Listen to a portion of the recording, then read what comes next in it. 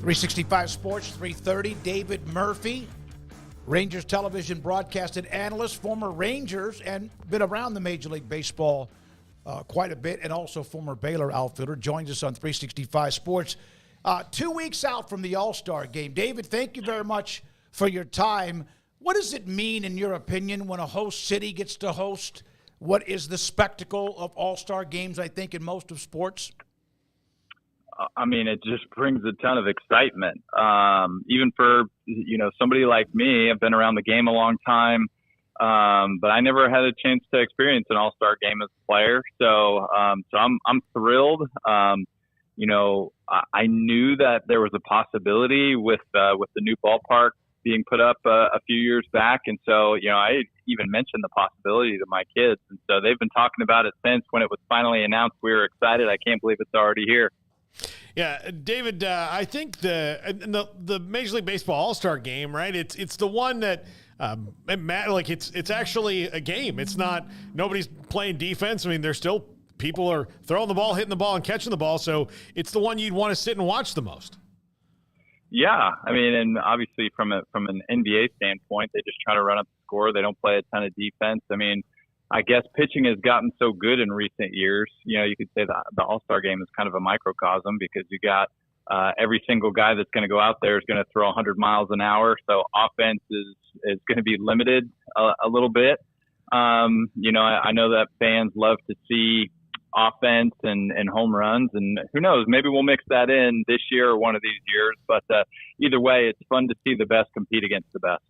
David, I still wonder how much the stadium aided them in their run last year. I mean, it was just a really good team in general, but, not having to face that Texas heat. And just in general, it seems like the crowds obviously love winning baseball, but it's packed night after night. Just what kind of a difference have you felt in seeing the ballpark the last few years since it opened, and how that's maybe changed the dynamics of just watching and enjoying and playing Rangers baseball? Yeah, I mean, I don't know how much that had an effect.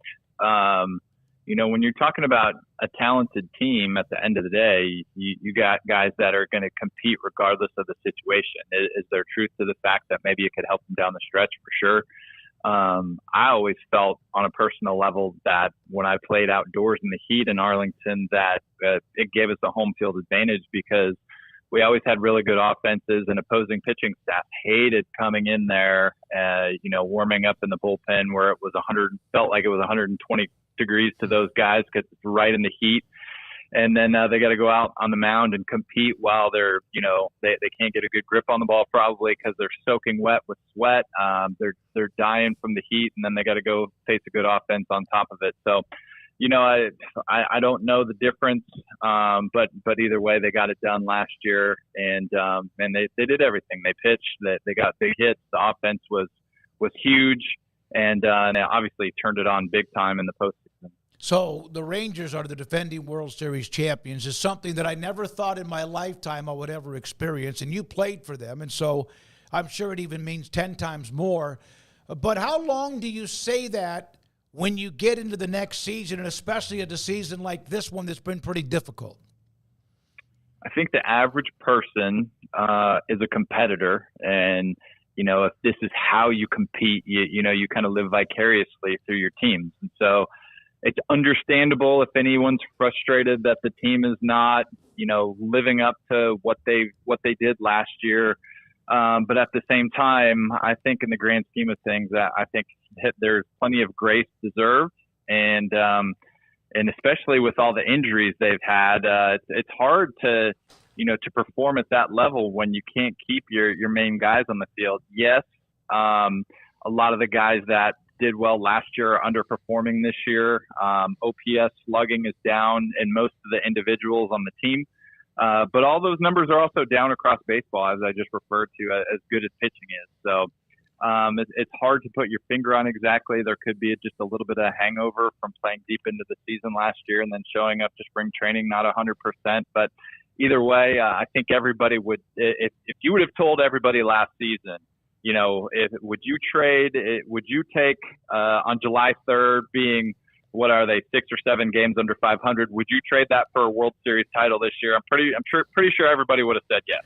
I would trade the next 10 years because of winning the World Series because, David, as you know, Rangers fans, players, et cetera, have waited so long in the first place. That's right. It's 100%. And, man, it's just great to see the community come together and everybody celebrate last year. The team is a mash unit right now, but, eventually a lot of these guys will come back. I know it probably feels, especially for Josh Young, like it's going on forever. It's when he thought he was on the way back, maybe even last week, and then has been shut down. But if Corey Seager can come out of the getting hit by a pitch, and then after the break, Josh Young comes back and Jacob deGrom, the expanded playoffs makes this pretty reasonable for them to make a run, doesn't it? 100%. You can have a team that just catches fire. I mean, just think about how the Rangers they were fading big time down the stretch in September. And all they needed was one game to get back on track. It was that first one in the playoffs. I felt like, people were asking me what I thought. I said, I know the track record. I know what they've been doing late August and throughout the month of September. I know that they lost the division, it came down to the last game of the regular season. But I said, if they win the first game of the postseason, watch out, because they're just going to develop a whole lot of momentum. They did it. What they did on the road was, goes down in the history books, and obviously what they did for DFW goes down in our local history books, and obviously just Major League Baseball and just bringing that trophy back. David, I don't know the last time the Rangers had a rookie with so much, I guess, expectations on his shoulders as what Wyatt Langford walked into, and just how quickly he rose through the ranks. Just got named AL Rookie of the Month today. And as you well know, the cycle and the home runs are starting to come along, and just a lot of good things happening. Just what have been your thoughts on watching him throughout and seeing him lately during this little bit of a hot streak? So I got to go out to spring training, and I saw all the damage he was doing. I saw the way that the swing worked uphill a little bit, and wondered once they got into the regular season and guys started attacking him with good velocity and fastballs at the top of the zone, how he was going to handle it. And he struggled a little bit early on. And I think for me that the adjustments are great. I was the one thing that I did not intend on seeing when I saw him for the first time in person was just the way that he gets out of the box. He can move for his size. I think I read an article last week where he can squat, or he has squatted like over 700 pounds. I don't doubt that, because he just has a massive lower half. So he's well put together. I think for me, and I know that I'm sure they're working on it, the more that he starts to become capable of elevating the ball to the pull side, we're really going to see him take off, because the exit velocity has been there. If you're getting into launch angle, I mean, I'm sure we'd love to see him get the ball in the air more to all fields, but he's got so much pop. When he does put the ball in the air to the pull side, it's pretty much always a double or a home run, the few that we've seen this year. But this is a special talent.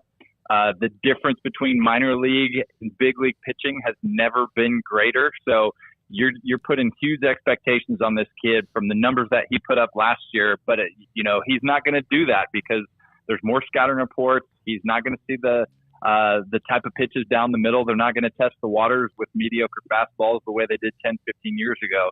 You immediately get to the big leagues. Everybody's got a book on you. You're seeing lots of high quality off speed, and then you're seeing, well-located fastballs at the top of the zone that are consistently 97, 98 miles an hour. So this is a kid he's a great hitter. He's a great athlete.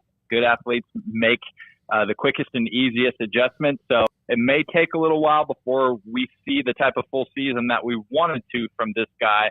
But I think what we saw in June is what he's capable of, and hopefully we see that the rest of the season. The time this year that impressed me the most, and I don't know if it was Angel Hernandez or not. Maybe it was. Probably was. But he took 3 strikes. All of them were called outside the strike zone. He didn't bark. It didn't mean he wasn't a little bit frustrated. He took that, knowing he's a rookie, without creating a scene, and walked back to the dugout. Is that a sign of tremendous patience and respect, knowing that he doesn't want to get a bad rep? I don't think you necessarily care much about your rep. I think you want to conduct yourself. You want to conduct yourself with respect, and you want to respect the umpires. You want to respect all of those around you. Yeah, I mean, even there was on the flip side. I don't know if you saw the game a few weeks ago when they were playing the Mets, and I think it was Alvarez behind the plate for the Mets, and there was a pitch that was called on the outside corner that Alvarez thought was strike 3. I think he even threw it down to third base to try to manipulate the umpire into calling it. And you could see Alvarez. You couldn't see his lips moving behind the mask, but I think he was saying that was a strike. He was telling Langford that, and Langford, he was giving it right back. He's saying, no, it wasn't. No, it wasn't. No, it wasn't. And you could tell that it lit him up a little bit. So the competitive fire is there while at the same time being able to respect the game the right way, and you appreciate that. You are the only former player we've had on the show since the, fun retirement of Angel Hernandez as a player. And look, David, you're one of the nicest people I've ever met in my life, and you're not a guy who dogs people. But how frustrating was it, especially towards when it got sour between him and Major League Baseball, for players to kind of deal with that? I think it gets frustrating at times because from our perspective, I don't know the exact policy, but everything at a high level like Major League Baseball, it's performance based, right? So the better you do, you work your way up, you finally get to the big leagues, and if you don't cut it, then you're going to get sent back down to the minor leagues. Well, the umpires, they don't really seem to have a place like that in a system like that in place. Once you're up in the big leagues, you're a big league umpire, even if your performance isn't there. So I think that's what players would talk about sometimes, is that frustration. And obviously, when you're doing it for a living and you're trying to make money, you're trying to hold a place in the major leagues.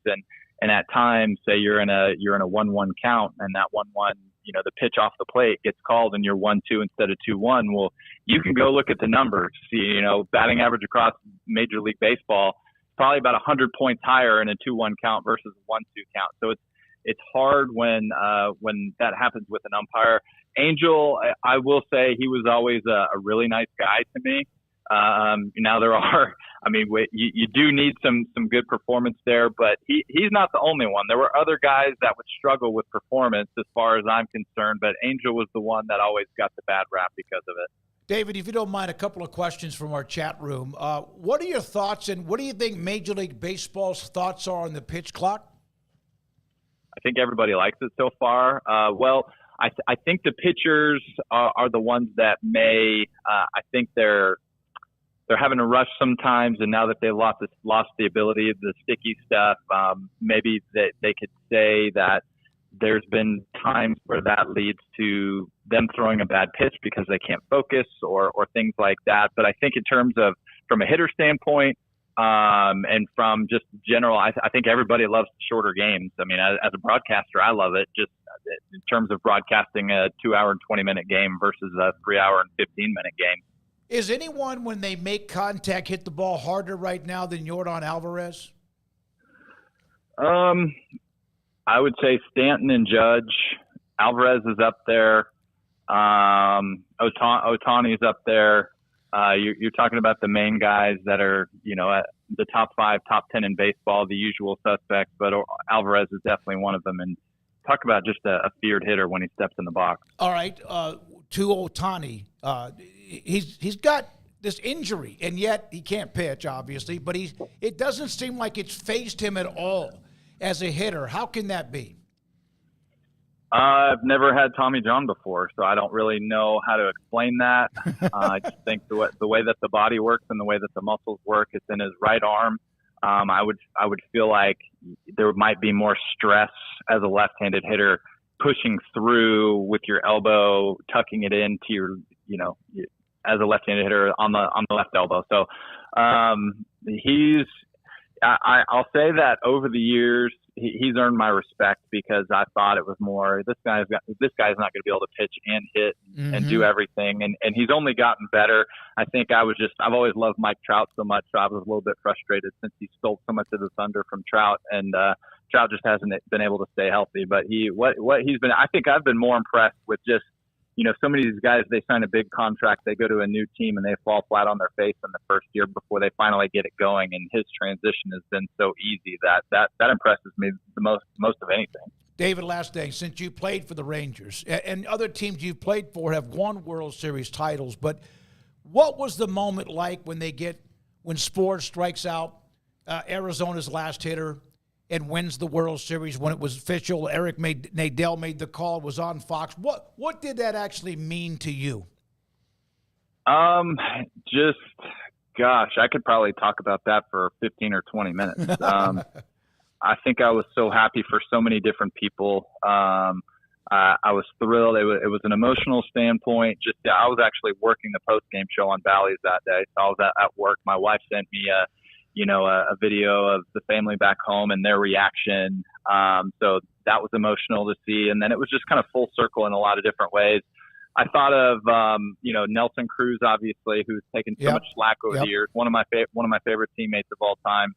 And then I thought of so many of my teammates that, we don't, even though it's not ours, in a roundabout way, hard to describe that, we're all happy for the organization, thrilled for the fan base, thrilled for so many of the people that are part of the organization still, when I was around, that maybe it's on the training staff or the strength and conditioning side, and people that really go behind the scenes that nobody knows, and they've hung through and they sacrifice as much as anybody. They're away from their families. A player is going to be done by the time they're 30, 35, 40, but a lot of these a lot of these employees are in the thick of it day in, day out till they're 50, 60, mid 60s until they retire. And so just so thrilled for them that they're able to be part of a championship team. And as I said, I could go on and on. Appreciate your time, David. Really do appreciate it. David Murphy, Rangers television analyst, with us. By the way, that All-Star game, it's the first time since 1934 it will be hosted by the reigning World Series champions in the same stadium of the year before won the World Series. Starts July 12th. There's all a fan festival and much more. 94th All-Star game. The game itself will be on Tuesday, July 16th. Yeah.